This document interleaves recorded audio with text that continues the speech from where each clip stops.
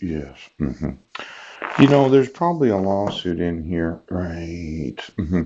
Known as the insurable interest approach. A legal interest in another person's life or health, yeah.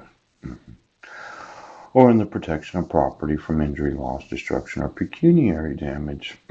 To take out an insurance policy, yeah. The purchaser or the potential insured beneficiary must have an insurable interest. If a policy does not have an insurable interest, right, as its basis, it will usually be considered a form of wagering and thus be held unenforceable. The insurable interest. Yes. Now, let's say that the court took it upon themselves, right, to decide that the petitioner's incompetent. But the state of Washington insured her as a teacher in a public school. Looks like their insurable interest would have a problem when the court says she's incompetent to appear for her own hearing. Yes. To want what the court wants to give her. Yes. Because the state says that she's insurable as a teacher in a school. Now, which of the two institutions is correct? The insurance policy of the Brennan School District, yes, or the insurance policy of the Clallam County Judiciary. Now, there's some real liability on the part of school districts, right, to insure their schools against damages for any parent of any student that she's been teaching for the last 2 to 3 years, or that parent knows that she's incompetent to, well, did she appear in court? The court says that they have jurisdiction over the minors because they didn't give me actual notice of court hearings. Yes. They used forgeries to issue a court order.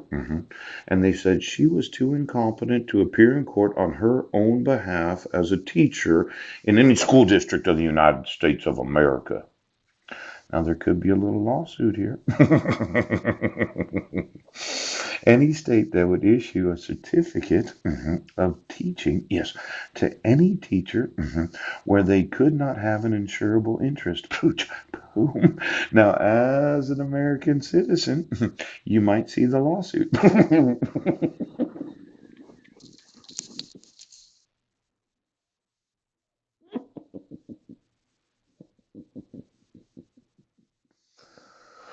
Let's say I went through each and every school district of the United States, and every one of their teachers has to have the insurability of being competent. Yes. Not only in their teaching ability, yes, but they have to be able to ensure them that they are not mentally incompetent to appear in court when requesting something from the court.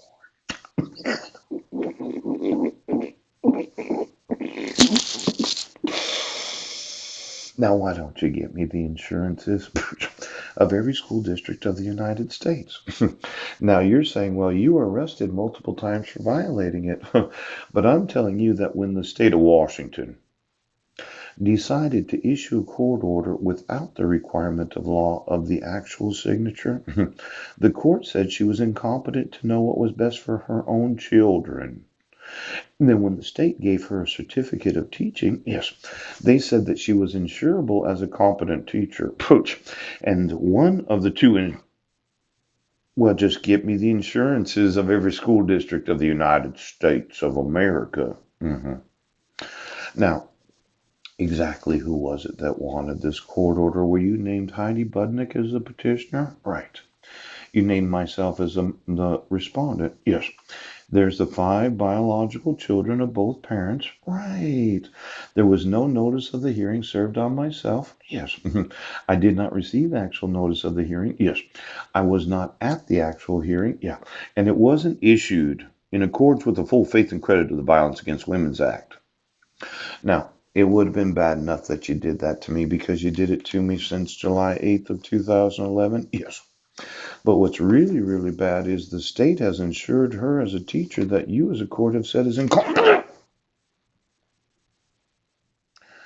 Now, I'm going to sue the school districts, yes, for not understanding that if an employee of the school is insured, they must be competent to be employed. And if a court does not feel a requirement of law to have them appear in court, they are incompetent to have a teaching certificate. Now, it could be, okay, when you really consider the liability of a court issuing a court order without the requirements of the actual petitioner.